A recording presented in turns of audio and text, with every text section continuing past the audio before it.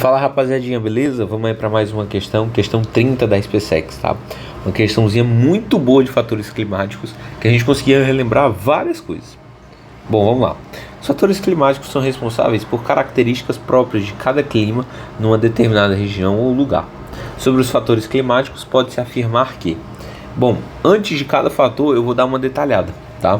E vou dar uma revisada em cada conteúdo. Vamos lá. Primeiro, latitude. A temperatura tende a ser maior quanto mais próximo da linha do Equador. Gente, isso é verdade. Se a gente for ver aqui, ó, nosso solzão, ele reflete muito mais na zona do Equador do que nas zonas polares, né? Ó. Nas zonas polares, ele reflete como se fosse assim, ó, saindo pela tangente, sabe? E isso vai influenciar no jeito que o sol pega. Entendeu? Ele vai pegar muito mais forte aqui do que nas bordas, né? Pode perceber que quando você está andando na rua, se o sol estiver literalmente em cima de você, você vai sentir um calor absurdo, porque ele está fazendo o quê? 90 graus em você. Agora, se ele sair de cantinho, tipo assim, ó, se você está aqui do lado, não é todo ele que vai pegar em você. Então, quanto mais próximo você estiver do Equador, maior vai ser a sua temperatura. Isso é até um pouco intuitivo, tá? Mas, enfim, tá aí explicado por quê, né? Vamos lá. O albedo, ele fala aqui, ó, que é o índice de reflexão da superfície. E, de fato, o albedo, ele é o índice de reflexão da superfície, tá? E esse índice, ele varia de 0 até 1.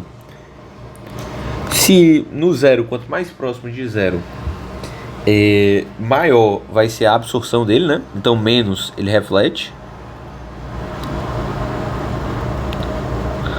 Menos reflete. E quanto mais próximo de 1, mais ele vai refletir.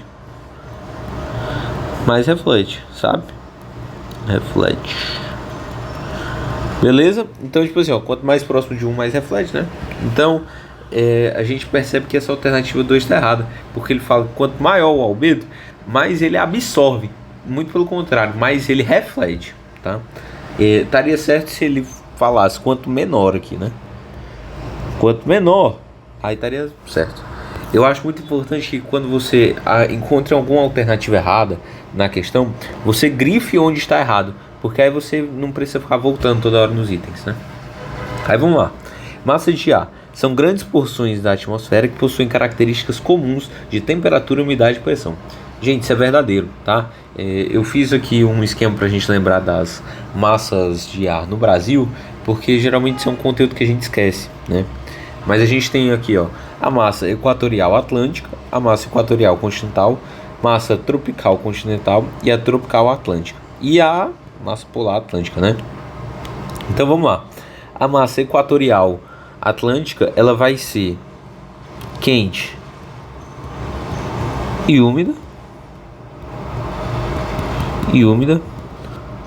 A massa equatorial continental, ela vai ser quente. E talvez na sua casa você falou que ela ia ser seca, né? Porque ela é uma massa continental. Mas não, a massa equatorial continental, ela é a única que não é seca por causa da Amazônia, tá? Então ela é úmida. Lembra disso. Quente e úmida. Massa equatorial atlântica. Quente e úmida.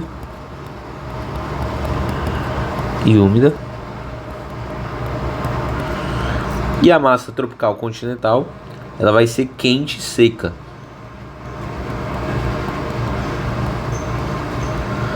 Se você quer um bizu para lembrar... Perdão, galera. Lembra que no Brasil todas são quentes, menos a polar. E todas são úmidas, menos a tropical. Tropical continental.